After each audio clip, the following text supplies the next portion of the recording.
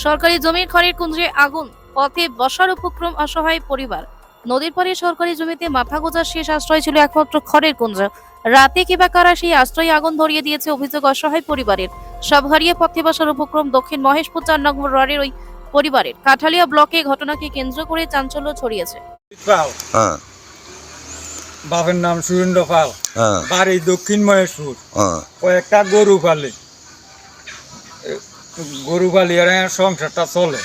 যে কোনো একটা অ্যাক্সিডেন্টে আমার হাতটা গেছে গা। হুম আমার একটা বাচ্চা আছে, হুম মাইয়াটা এখন কলেজে পড়ে। হুম। আমি কটা গরু টরু ফালি, কত দুধ টুধ বেশি খাই। এই হইলো দেশের হাল চাল। জায়গা সম্পত্তি নেই, জায়গা সম্পদ আমার কিছুই নাই। গরু পাইলেই খান। আমি কটা গরু পাইলে ভাত খাই। জায়গাটা সরকারি জায়গা, হ্যাঁ নদীর চর।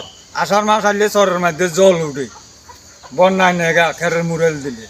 ইয়ার পরে জায়গাটা সরকারি জায়গা পরিবার হয়েছে বেকার জায়গা। আমি এই জায়গাটা খের মুরেল দিই। আজ এই পরিস্থিতি, আমি এবার কেমনে কেমনে আগুন লাগলো কেমনে? আগুনকে ওই উপরওয়ালা ভগবান, তার বিচার করবো ভগবান। কি লাগা দিছে? ভগবান জানা, আমি জানি না।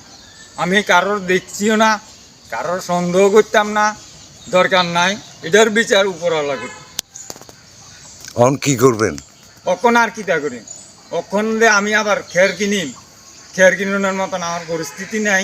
আর খের কিনে আমি কই রাখিম, আমার এই পরিস্থিতি জায়গা নাই বেঁধে আমি সরকারি জায়গা পাইছি। যার পরে ফায়ার সার্ভিসের তারা কইছে সরকারি জায়গাত এইভাবে যদি মুরেল দেন কুড়িয়া লাগে। ও ফায়ার সার্ভিস আসছিল? ফায়ার সার্ভিসের তারা আইছে, ফায়ার সার্ভিসের তারা কইছে যে সরকারি জায়গাতে এইভাবে মুরেল দিলে কুড়িয়া লাগে।